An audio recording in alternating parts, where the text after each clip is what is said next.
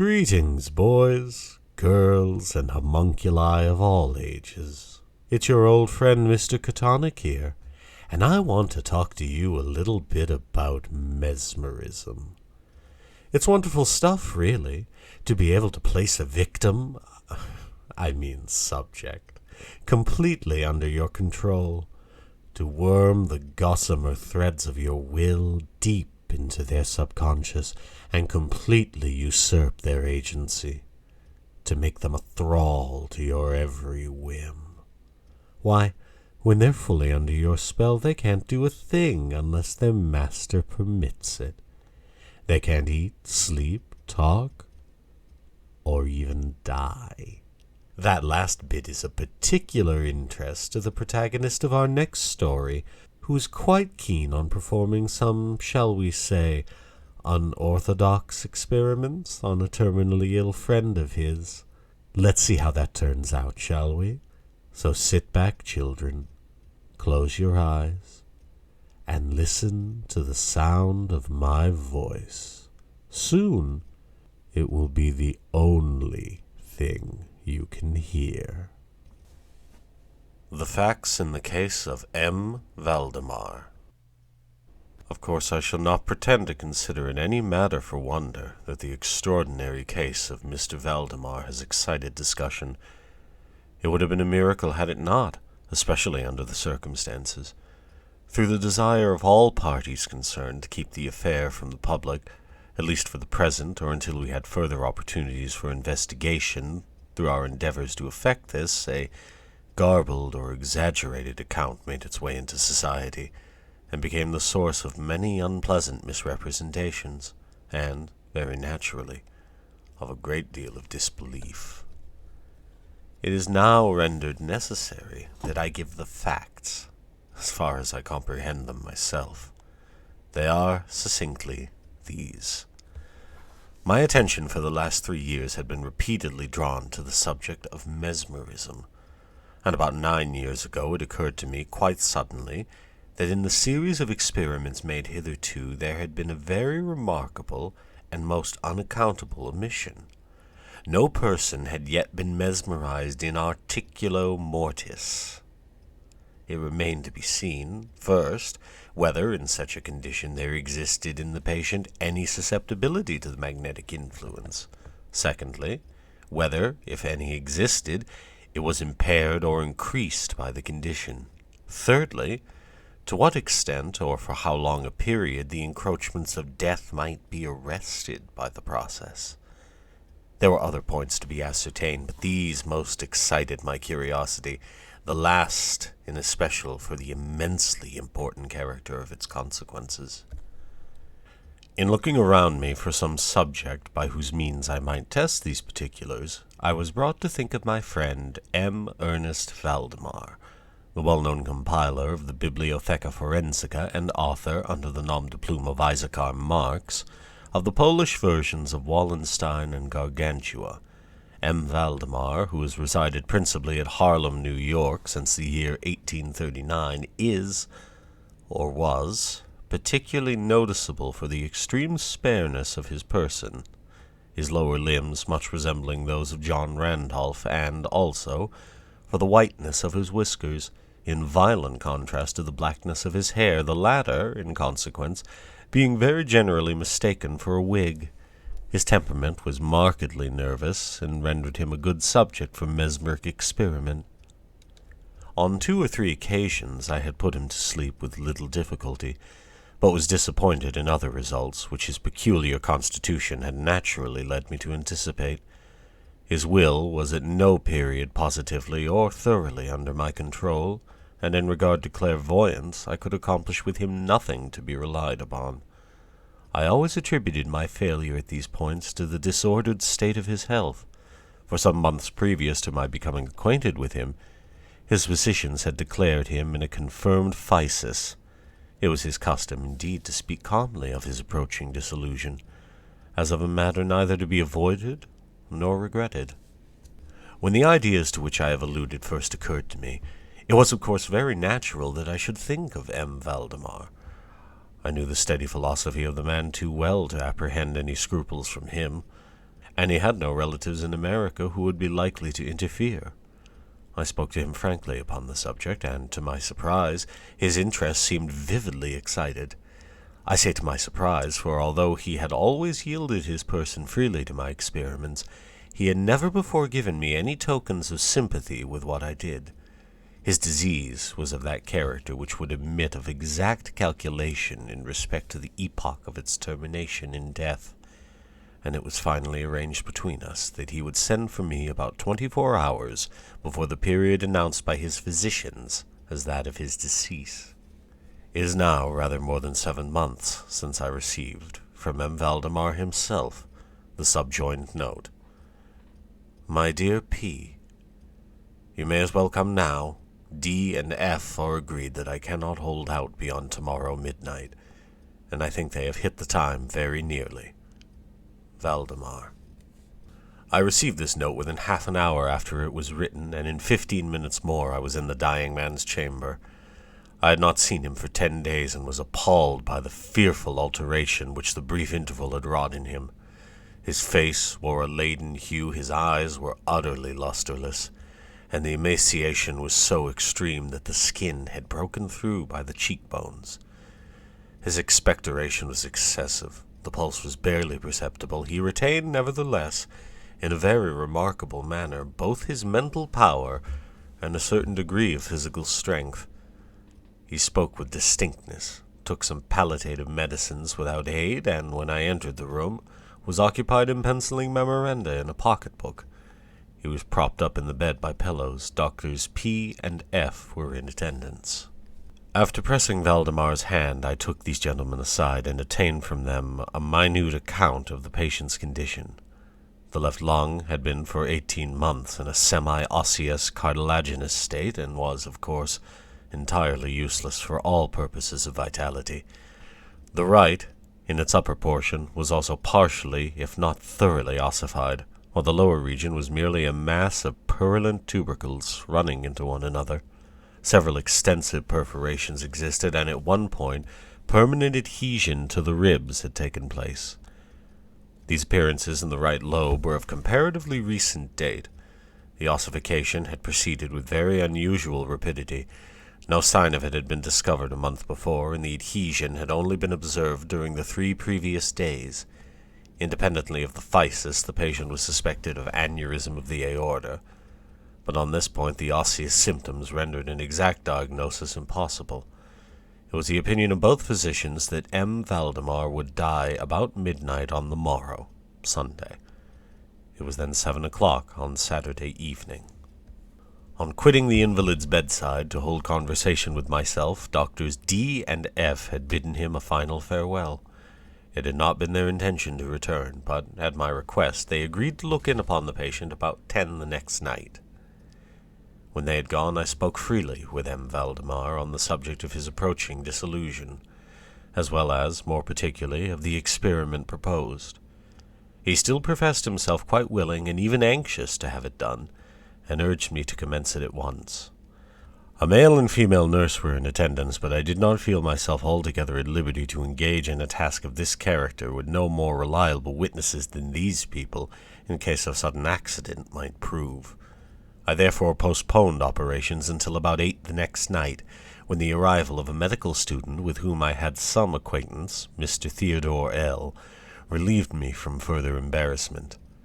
It had been my design, originally, to wait for the physicians, but I was induced to proceed, first by the urgent entreaties of M. Valdemar, and secondly by the conviction that I had not a moment to lose, as he was evidently sinking fast.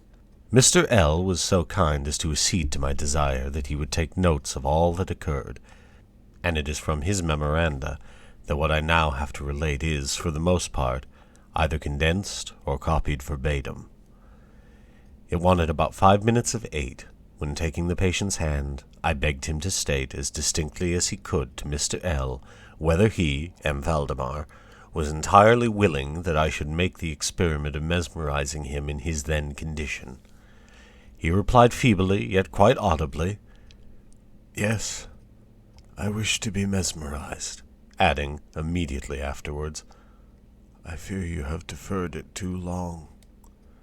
While he spoke thus, I commenced the passes which I had already found most effectual in subduing him. He was evidently influenced with the first lateral stroke of my hand across his forehead, but although I exerted all my powers, no further perceptible effect was induced until some minutes after 10 o'clock, when Doctors D and F called, according to appointment. I explained to them in a few words what I designed, and as they opposed no objection, saying that the patient was already in the death agony, I proceeded without hesitation, exchanging, however, the lateral passes for downward ones, and directing my gaze entirely into the right eye of the sufferer. By this time his pulse was imperceptible, and his breathing was stertorous, and at intervals of half a minute. This condition was nearly unaltered for a quarter of an hour. At the expiration of this period, however, a natural, although very deep sigh escaped from the bosom of the dying man, and the stertorous breathing ceased. That is to say, its stertorousness was no longer apparent. The intervals were undiminished. The patient's extremities were of icy coldness. At 5 minutes before 11, I perceived unequivocal signs of the mesmeric influence. The glassy roll of the eye was changed for that expression of uneasy inward examination which is never seen except in cases of sleep-waking, at which it is quite impossible to mistake. With a few rapid lateral passes, I made the lids quiver, as in incipient sleep, and with a few more closed them altogether. I was not satisfied, however, with this, but continued the manipulations vigorously and with the fullest exertion of my will, until I had completely stiffened the limbs of the slumberer. After placing them in a seemingly easy position, the legs were at full length, the arms were nearly so, and reposed on the bed at a moderate distance from the loins. The head was very slightly elevated. When I had accomplished this, it was fully midnight, and I requested the gentlemen present to examine M. Valdemar's condition. After a few experiments, they admitted him to be in an unusually perfect state of mesmeric trance. The curiosity of both physicians was greatly excited. Dr. D resolved at once to remain with the patient all night, while Dr. F took leave with a promise to return at daybreak. Mr. L and the nurses remained. We left M. Valdemar entirely undisturbed until about 3 o'clock in the morning, when I approached him and found him in precisely the same condition as when Dr. F went away. That is to say, he lay in the same position. The pulse was imperceptible. The breathing was gentle, scarcely noticeable, unless through the application of a mirror to the lips. The eyes were closed, naturally, and the limbs were as rigid and as cold as marble. Still, the general appearance was certainly not that of death. As I approached M. Valdemar, I made a kind of half-effort to influence his right arm into pursuit of my own. As I passed the ladder gently to and fro above his person in such experiments with this patient, I had never perfectly succeeded before, and assuredly I had little thought of succeeding now. But to my astonishment, his arm very readily, although feebly, followed every direction I assigned it with mine. I determined to hazard a few words of conversation. "M. Valdemar," I said, "are you asleep?" He made no answer, but I perceived a tremor about the lips, and thus induced to repeat the question again and again. At its third repetition, his whole frame was agitated by a very slight shivering. The eyelids unclosed themselves so far as to display a white line of the ball. The lips moved sluggishly, and from between them in a barely audible whisper issued the words, "Yes, asleep now. Do not wake me. Let me die so." I here felt the limbs and found them as rigid as ever. The right arm, as before, obeyed the direction of my hand. I questioned the sleep-waker again. "Do you still feel pain in the breast, M. Valdemar?" The answer now was immediate, but even less audible than before. "No pain. I am dying." I did not think it advisable to disturb him further just then, and nothing more was said or done until the arrival of Dr. F, who came a little before sunrise, and expressed unbounded astonishment at finding the patient still alive. After feeling the pulse and applying a mirror to the lips, he requested me to speak to the sleep-waker again. I did so, saying, "M. Valdemar, do you still sleep?" As before, some minutes elapsed ere a reply was made, and during the interval the dying man seemed to be collecting his energies to speak. At my fourth repetition of the question, he said very faintly, almost inaudibly, "Yes. Still asleep. Dying." It was now the opinion, or rather the wish of the physicians, that M. Valdemar should be suffered to remain undisturbed in his present, apparently tranquil condition, until death should supervene, and this, it was generally agreed, must now take place within a few minutes. I concluded, however, to speak to him once more, and merely repeated my previous question. While I spoke, there came a marked change over the countenance of the sleep-waker. The eyes rolled themselves slowly open, the pupils disappearing upwardly. The skin generally assumed a cadaverous hue, resembling not so much parchment as white paper, and the circular hectic spots which hitherto had been strongly defined in the center of each cheek went out at once. I use this expression because the suddenness of their departure put me in mind of nothing so much as the extinguishment of a candle by a puff of the breath. The upper lip at the same time writhed itself away from the teeth which it had previously covered completely, while the lower jaw fell with an audible jerk, leaving the mouth widely extended, and disclosing in full view the swollen and blackened tongue. I presume that no member of the party then present had been unaccustomed to deathbed horrors, but so hideous beyond conception was the appearance of M. Valdemar at this moment that there was a general shrinking back from the region of the bed. I now feel that I have reached a point of this narrative at which every reader will be startled into positive disbelief. It is my business, however, simply to proceed. There was no longer the faintest sign of vitality in M. Valdemar, and concluding him to be dead, we were consigning him to the charge of the nurses, when a strong vibratory motion was observable in the tongue. This continued for perhaps a minute. At the expiration of this period there issued from the distended and motionless jaws a voice such as it would be madness in me to attempt describing. There are indeed 2 or 3 epithets which might be considered as applicable to it in part. I might say, for example, that the sound was harsh and broken and hollow, but the hideous whole is indescribable, for the simple reason that no similar sounds have ever jarred upon the ear of humanity. There were 2 particulars, nevertheless, which I thought then, and still think, might fairly be stated as characteristic of the intonation, as well adapted to convey some idea of its unearthly peculiarity.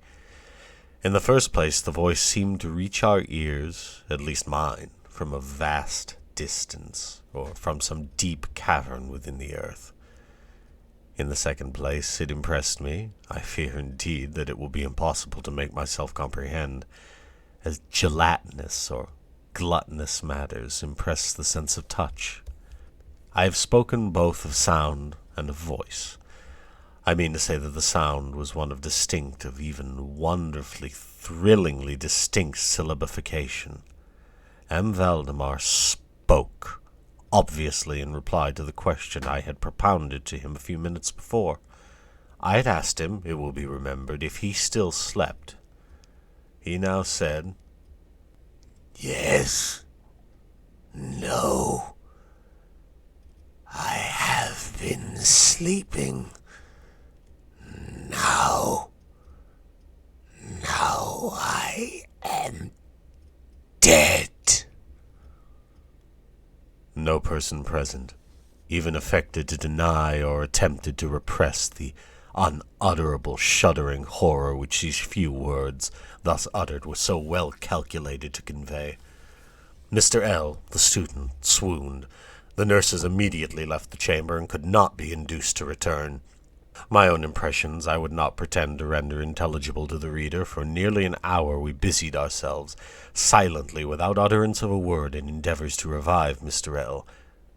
When he came to himself, we addressed ourselves again to the investigation of M. Valdemar's condition.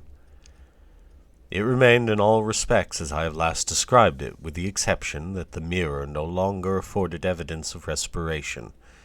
An attempt to draw blood from the arm failed. I should mention, too, that this limb was no further subject to my will. I endeavored in vain to make it follow the direction of my hand. The only real indication, indeed, of the mesmeric influence was now found in the vibratory movement of the tongue.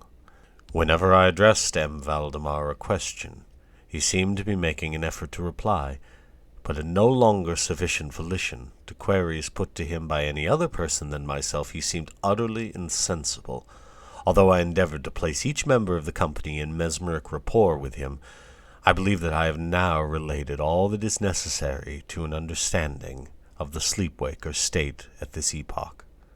Other nurses were procured, and at 10 o'clock I left the house in company with the 2 physicians and Mr. L. In the afternoon we all called again to see the patient.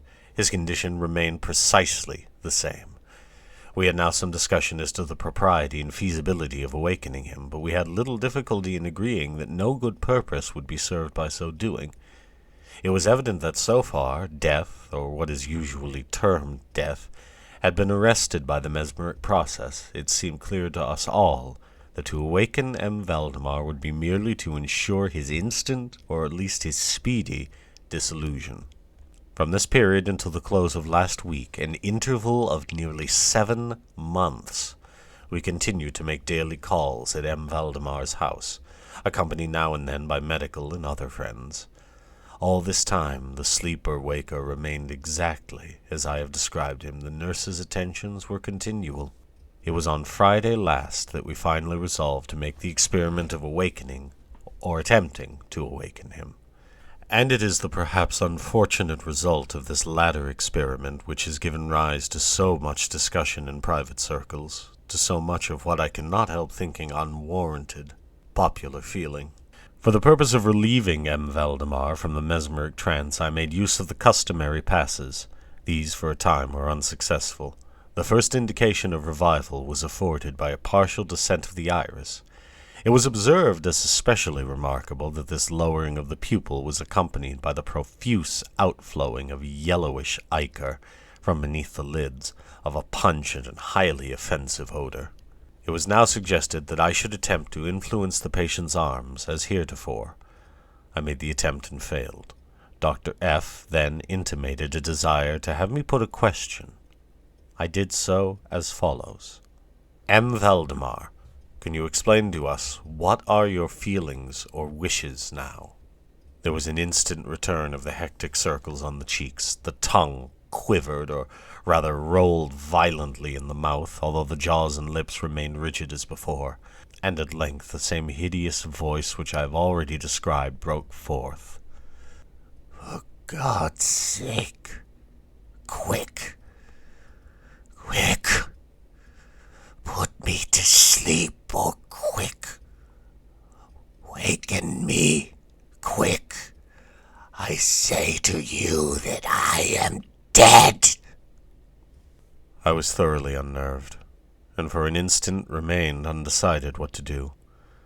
At first I made an endeavor to recompose the patient, but failing in this through total abeyance of the will, I retraced my steps and as earnestly struggled to awaken him.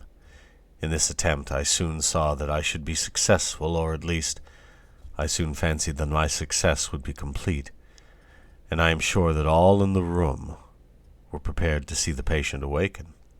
For what really occurred, however, it is quite impossible that any human being could have been prepared.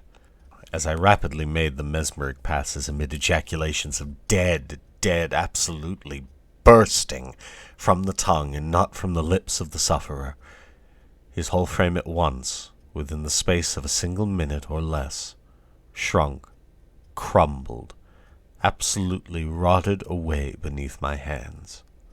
Upon the bed before that whole company there lay a nearly liquid mass of loathsome, of detestable putrescence. That's all for today, children. I hope you enjoyed yourselves. I know I did. Don't forget to click the like button if I tickled your fancy, and leave a comment down below to let old Mr. Catonic know what you think. And if you want to hear more of my sultry, demonic voice, make sure to subscribe. And also, if you're feeling particularly appreciative, I encourage you to contribute to my Patreon. Help me continue to bring the wonders of eldritch abominations and fantastical horrors to the masses. And until next time, this is Mr. Catonic, signing out.